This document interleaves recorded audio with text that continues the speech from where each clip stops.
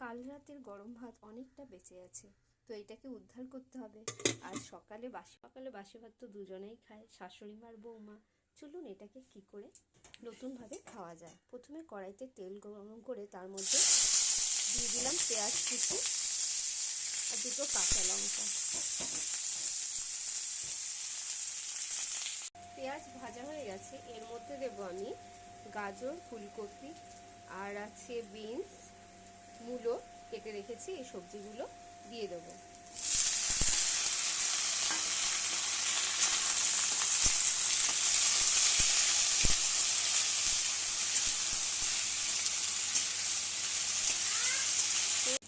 এর মধ্যে দেবো হলুদ গুঁড়ো, একটু দেবো ধনের গুঁড়ো, একটু দেবো বিরিয়ানি মশলা,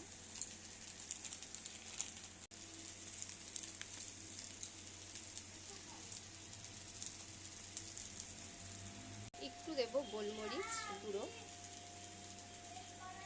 এবার দেবো নুন।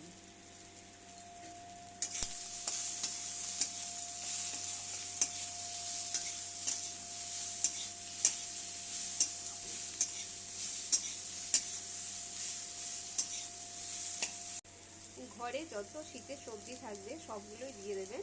আমি যেমন ফুলকপি, মূলো, গাজর, বিনস, ক্যাপসিকাম নেই, থাকলে দিয়ে দিতাম।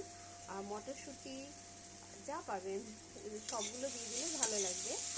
আর আলুটা দিইনি, তো লাস্টে আমি ডিম কুচি বা ডিম অমলেট করে ভেজেও দিয়ে দিতে পারে।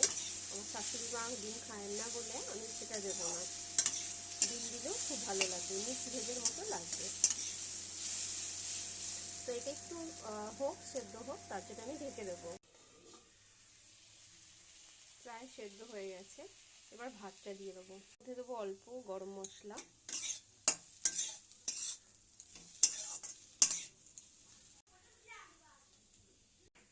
এই দেখুন ভাতের পাহাড়, এত ভাত। তাহলে এটা না খেলে খুব গায়ে লাগবে, তো আমি আর আমার শাশুড়ি খেয়ে নেবো যতবার পারি। মানে এখন খেতে না পারলেও রেখে দিলে পরেও খেয়ে নেওয়া যাবে, তো এর জন্য এই ব্যবস্থা।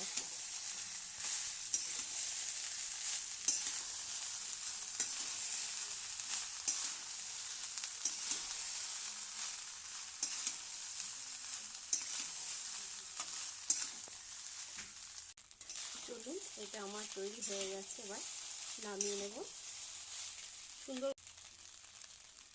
আপনারা ডিম ভুজিয়া করে এইভাবে দিয়ে দিতে পারেন। কেমন হলো সকাল